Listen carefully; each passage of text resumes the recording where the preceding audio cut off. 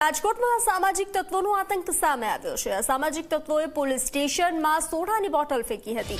મોડી રાત્રે પોલીસ સ્ટેશનમાં સોડા બોટલ ફેંકી હતી। પોલીસે સીસીટીવી ફૂટેજના આધારે તપાસ હાથ ધરી છે। રાજકોટમાં અસામાજિક તત્વો બેફામ બન્યા છે। અસામાજિક તત્વોનો આતંક યથાવત છે। અવારનવાર અસામાજિક તત્વોની ઘટના સામે આવતી રહે છે, તેઓનો આતંક સામે આવતો રહે છે। તો ફરી રાજકોટથી આ ઘટના સામે આવી છે, જ્યાં પોલીસ સ્ટેશનમાં સોડાની બોટલ ફેંકી હતી અસામાજિક તત્વોએ।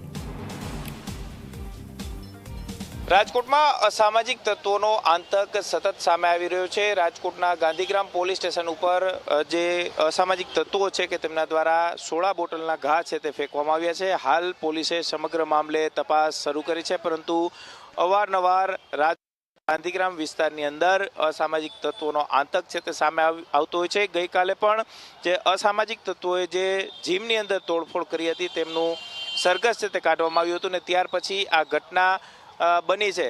સોડા બોટલના જે રીતના ઘા છે તે કરવામાં આવ્યા છે, ને તેને કારણે ક્યાંક હવે રાજકોટ શહેરની અંદર કાયદો અને વ્યવસ્થાની સ્થિતિ કથળતી હોય તેવું ચોક્કસથી અત્યારે લાગી રહ્યું છે। સૌથી મહત્વની વાત એ છે કે હવે ક્યાંક રાજકોટ શહેરની અંદર પોલીસ પણ સુરક્ષિત ન હોય તે પ્રકારના દ્રશ્યો અત્યારે સામે આવી રહ્યા છે, અને સોડા બોટલના ઘા છે તે હવે પોલીસ ઉપર કરવામાં આવ્યા છે। પોલીસ હવે જે ગાંધીગ્રામ પોલીસ સ્ટેશનના જે સીસીટીવી ફૂટેજ છે તેના આધારે હવે તપાસ છે તે શરૂ કરી છે, પરંતુ આ અસામાજિક તત્વો કોણ હતા તેની ઓળખ મેળવ્યા બાદ તેમની સામે કાયદેસરની કાર્યવાહી છે તે કરવામાં આવશે। પરંતુ સવાલ અનેક થઈ રહ્યા છે કે જો રાજકોટની અંદર પોલીસ ખુદ સુરક્ષિત ન હોય તો આ પોલીસ દ્વારા લોકોની સુરક્ષા કઈ રીતના કરવામાં આવશે તે પ્રકારનો સવાલ ઉઠી રહ્યો છે। હવે પોલીસ આ અસામાજિક તત્વો છે તેમની સામે કયા પ્રકારના પગલાં લે છે તે પણ જોવું સૌથી મહત્વનું રહેશે।